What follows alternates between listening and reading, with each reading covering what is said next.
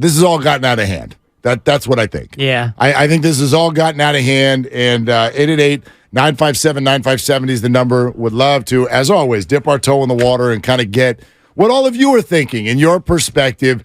We don't need to necessarily make this all about Jordan Poole. That was a bad loss. It was in the end, a come-from-ahead loss. I know that Minnesota controlled most of the game, but it was one of those where you walk away feeling like it was a missed opportunity. The Warriors played poorly, and there's plenty of blame to go around, and that's all true. However, when I woke up today, that's not what I heard.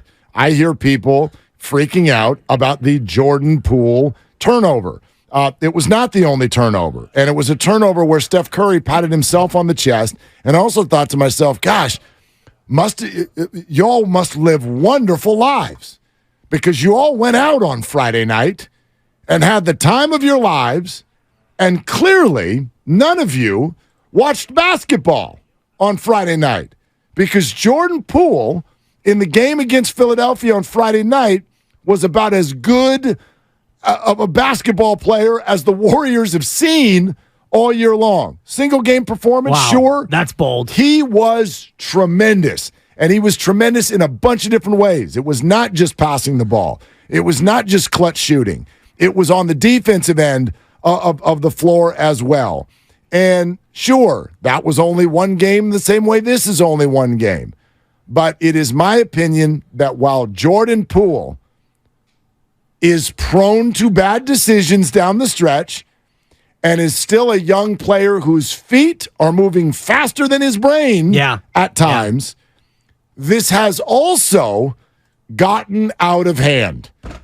And what he would call slander, I would simply call too much criticism for a player the Warriors need and have had at a high level, has a ring. And Klay Thompson was careful to point that out last night. Don't forget, he was a big part of us winning a championship last year. So Patrick McCaw has 3 rings. Come on, Dibs. Just as we're talking rings, immaterial, and you know it. I know. Okay, just trying to poke at you, because Jordan Poole is Friday night and Jordan Poole is Sunday night, and there's no other way to describe it. Friday night, he was great, and honestly, you beat Philadelphia because Philadelphia forgot that they had Joel Embiid. That game was nip and tuck, and they completely went away from Embiid. That's not true. They true. didn't involve Embiid. They went away from Embiid. You were at the game. I was sitting right on their end. There were Embiid 2 possessions was an unguardable force, and over the last 4 minutes, he did not touch the basketball. That's not true. He missed 2 shots in the final minute. That's not true. That game was over by the time he missed 2 shots in the final minute. They were down 7. No, there were 2 possessions. The game was lost with about 5 minutes to go. And that's just my opinion. My opinion watching the game. Warriors took that game. Jordan Poole was great. He was fantastic. He was terrific. Steph Curry was wonderful. And then Sunday night, Jordan Poole was the same player that we've seen all year long. Great in stretches and also head-scratchingly bad in others. I guess my question for you, if that's your opinion, would be, when you come out of a loss like last night, why are you focused on Jordan? There's plenty of turnovers. Oh, Steph and Klay were both bad. How about Draymond? I mean, Draymond struggled down the stretch. Well, I mean, turnovers happen. He threw one away. Kyle Anderson got a hand on the ball. Terrible pass. Well, yeah, it was a lazy pass. But I guess that's why I wonder why, and maybe you aren't. Maybe you're just having a discussion about this, but so many people today online were focused on Jordan. I was like, that game was not about Jordan. He had 1 turnover down the stretch that we didn't like, and I don't think it was his fault. And then he had one, what I felt was a very poorly selected shot that did not go in. But I put that in the bucket with a bunch of other things that happened last night. Right. Well, Jordan Poole traveled before he passed the ball to no one when Steph Curry was going to cut and then didn't cut. So Jordan Poole gets credit for the turnover, but at the start of the possession, he actually traveled, and not the one where he drags his pivot foot, because that still was, I guess, legally part of his dribble. But when he gets the ball to start the possession, he travels. But he didn't travel. Nobody did. But to use your definition, it wasn't called, so no, he didn't. Exactly. So all good. If we're looking at the possession, though, in terms of how it ended with Jordan Poole turning the ball over, well, Jordan Poole turned the ball over, but he really didn't, because Steph Curry should have cut, and so that was Steph's fault, but Jordan Poole got credited for the turnover. So, to use your logic, Jordan Poole turned it over. Well, that's fine. I have no problem with the stat going his way, but Right. But the greatest basketball player I've ever rooted for tapped himself on the chest on his way off the floor, which to me tells the bigger issue is he what thinks happened it was his the fault. previous possession when he thought that a step back 30-footer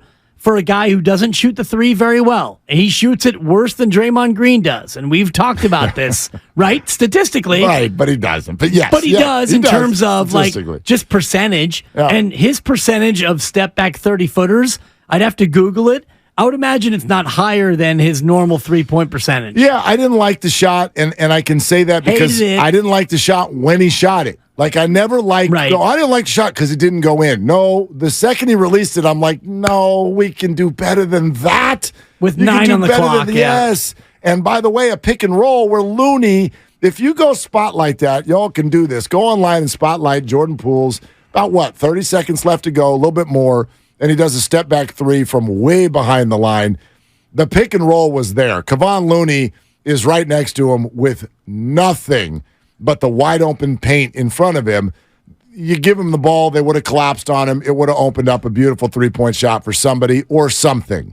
So that was the right play. He made the wrong play, but after the weekend that he had, it's not the worst thing I've ever seen because he was making unbelievable three-point shots quite frequently over the last 72 hours. So I'm with you. Poor shot selection. Yeah. Not enough for me to say that this game was about him or that would be my focus coming out of the game in terms of why the Warriors lost. I think you look at Steph and Clay as the reason why they lost. And I've said this to you all along, and I've taken a cue from Steinmetz in terms of blame and credit. I start at the top. And if you look at Steph and Clay and Draymond, if they play really well and the team loses a game, well, then you can look at the other pieces, the secondary pieces, and you can say, okay, maybe it's because you got no help from the bench, the young players, the rebounding, whatever, Kevon, however you want to do it. But you look at the Minnesota loss, and Steph and Clay, they weren't very good. And Draymond Green was fine. He was solid. Jordan Poole had a nice game until he didn't at the very end of it. But I'm not blaming Jordan Poole for the loss. I'm simply saying that this is an example of why I think that your finishing lineup should not include Jordan Poole a lot of the time. I'm with you in that can be circumstantial. Like, I lean on Steve Kerr on that one. We'll ask him that later in the week. I'd love to actually ask him that question. What determines who's in that finishing lineup? And I think that there are going to be nights where Jordan Poole has to be in it. And there are nights where Jordan Poole shouldn't be in it. And that is affected also by whether or not Andrew Wiggins is ever playing for this year's team again, which we still don't know. There are going to be new lineup options just by the fact that GP2 is back. Don't let it get lost. He was fantastic. I thought GP2, first of all, the ovation was what a sight for sore eyes, what a sound for sore ears. And then to have him go out there and play so efficiently, 3 of 4 from the field, had 9 points, made some huge defensive plays. Like, I was sort of addicted to the final score, even though it was wrong. 2 teams that played an NBA game on Sunday, and neither one of them got to 100? Right. What on earth is going on around here? What are you 2 teams doing? So, I don't know. There was a completely different defensive vibe, I thought, around the Warriors over the weekend, and that's what they need. So, this one was a clunky finish and a poor game, but I don't think that this is a panic-type loss. It's a frustrating loss. No panic. But it's not a panic-type loss. It's a bad loss is what it is. Yeah, but those happen. It's a bad loss. They happen. They don't happen this late in the year to teams of this pedigree. I mean, there aren't any teams. I mean, everybody in the West is so flawed. If you took out all of what you know about them being a championship team, that game did not reek of championship pedigree. That was a team with the lead at home that gacked it away with a bad shot and multiple turnovers. So think about the final sequences of that game. Jordan Poole, step back 30-footer, yuck. Draymond Green, live ball turnover, gross. Jordan Poole throwing it into the first row, nightmare. That was not a championship finish, Mark. I guess you can admit that. It's okay. Well, but I'm looking at the Phoenix Suns schedule. Let's think about the way the Warriors finished the game. They've lost that 6 of 8. That finish was not a championship pedigree finish. But where do we get that? It's the NBA. You don't look the same every night. No, but these are the games that the Warriors win if they are ramping up toward being a championship team. I guess. That's my opinion. Even in the playoffs, you have clunkers. Like, that's why it's a 7-game series. You know, they won the game at Dallas. They win at Philadelphia or home against Philadelphia. They lose to Minnesota. I bet if we go backward 5 days. And if I had asked you, hey, they're going to Dallas, coming home to Philly, coming home to Minnesota. You take 2 and 1? Yes. You definitely would have. So, if I told you hold Dallas under 100, how do you like your chances? They win that game. Yeah. Against Minnesota. If you hold Minnesota to under 100. I mean, the Suns are 2 and 6 in their last 8 games. Are we like, oh gosh, they're out? No, everyone's just like, KD will get back and there'll be a different pitch in there. It's not to blow off anything anyone's saying. They had a clunker of a game. I just leave it there. They had a clunker of a game. I really don't. I don't draw with a broad brush on last night's game. And I mean that both in terms of the standings and in terms of the players on the court. But we definitely wonder what you think. Are you putting this on Poole? His late game playability? Let's get into it. Those of you who are on hold, we're coming right to you. We got plenty of open space for the rest of you.